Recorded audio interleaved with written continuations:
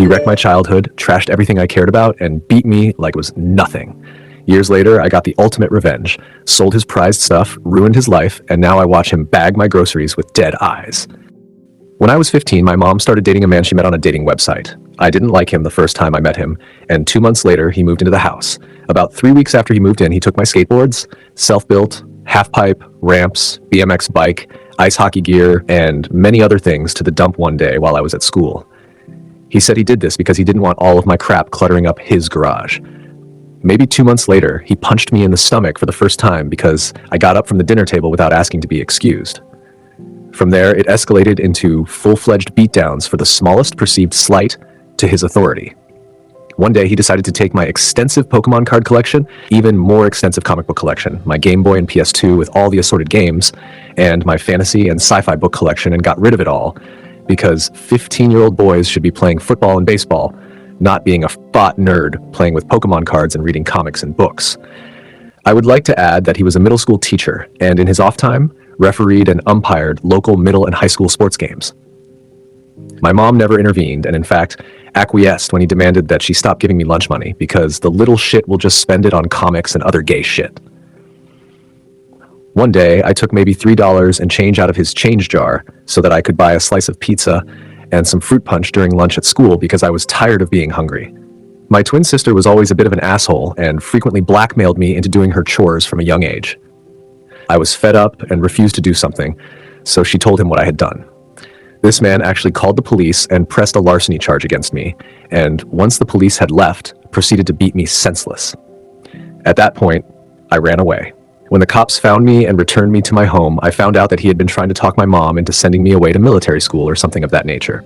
I ran away again, and between having run away several times and the larceny charge, ended up turning 16 in juvenile detention. I spent the next couple of years miserable and afraid, frequently contemplating suicide. Once I was out on my own, I didn't speak to my mom for several years. We eventually reconciled, and by that point, they had married.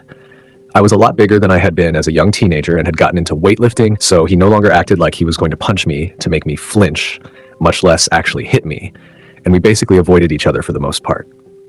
My mother found out that she had stage 4 cancer and no longer wanted to waste any of the time she had left with him, so she had a lawyer draft up a separation agreement whereby he would receive a set amount of money upon separation and would have 45 days to retrieve his belongings from the house.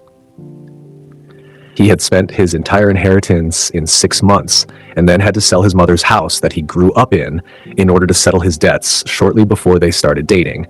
And my mother bought the house back from the bank before they married. She allowed him to keep the house and he moved back into his mother's house. My mother passed away about 9 months after their separation, and despite the agreement, had been allowing him to come and get his stuff piecemeal. I put an immediate end to that. He was past the deadline to remove his personal effects, and they were now legally mine to dispose of as I saw fit.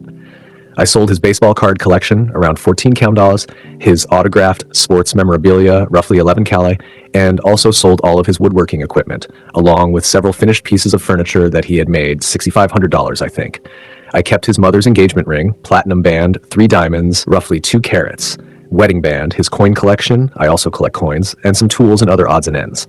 Now comes the real fun. Around a month ago, I finally saw him at the grocery store. As he was leaving, I approached him. I told him I had sold his collections as he was pushing his cart out towards his car. He reacted exactly as I expected. He took a swing at me multiple times. I already had my phone ready to dial 911. Several of these punches missed, and the ones that did connect didn't have much effect because he's nowhere near as strong as he was 20 years ago, in his 40s, and I'm no longer a skinny little 15-year-old. He continued to try to punch me as I spoke to the 911 operator and was actively ramming his grocery cart into my new Toyota as the police officers pulled into the parking lot. He was arrested for assault, communicating threats, and destruction of property. As a result, he lost his job and pension at the local middle school, and because he had never learned how to save money while married to my somewhat wealthy mother, he ended up having to sell his mother's house because he hired an expensive lawyer thinking he could somehow beat the charges. My nephew, who was on the football team, made it well known to his friends that he had just been arrested and convicted of assault as well as other charges, and that he had also beat me as a child, causing several parents to call for him to resign from refereeing and umpiring for local sports games. My niece and my girlfriend's much younger sister are enrolled at the middle school where he worked and say that he was not only universally disliked, but when he came up to the school to get his belongings, he made a big scene and ended up hysterically crying as he was leaving. At least that's what they've heard from the kids who were attending summer school at the time. His son, who he was equally abusive toward as a child, refused to take him in or help him out. So the abusive stepfather ended up having to take a job as a cashier at Walmart so that he could afford the rent on his crappy little trailer in an absolutely awful neighborhood. Even though that Walmart is not the closest one to my house, that is now the only place where I go grocery shopping or to purchase anything that I need. I purposely stand in line longer than I need to, just so that he can be the one who has the pleasure of ringing up my purchases.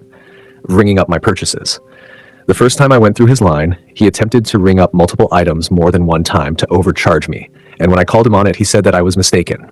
I asked for a manager, and the manager believed him that it was an accident, but he learned that he can't get away with that.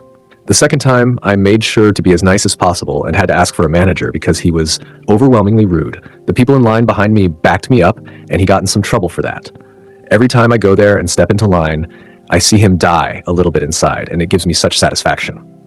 Sometimes I'll say that I'm paying with exact change, and as I'm about to hand him the money, I'll say, "Oh, I didn't realize I had rare coin from his collection in my pocket. I guess I'll use my credit card." I just sold his expensive ratcheting wrench set, and so on Monday, when he works again, I'm going to go buy my daughter one of their better above-ground pools, and as he's ringing it out, tell him, I know that daughter is just going to love this pool. It's not like I would have ever used those expensive ratcheting wrenches anyway.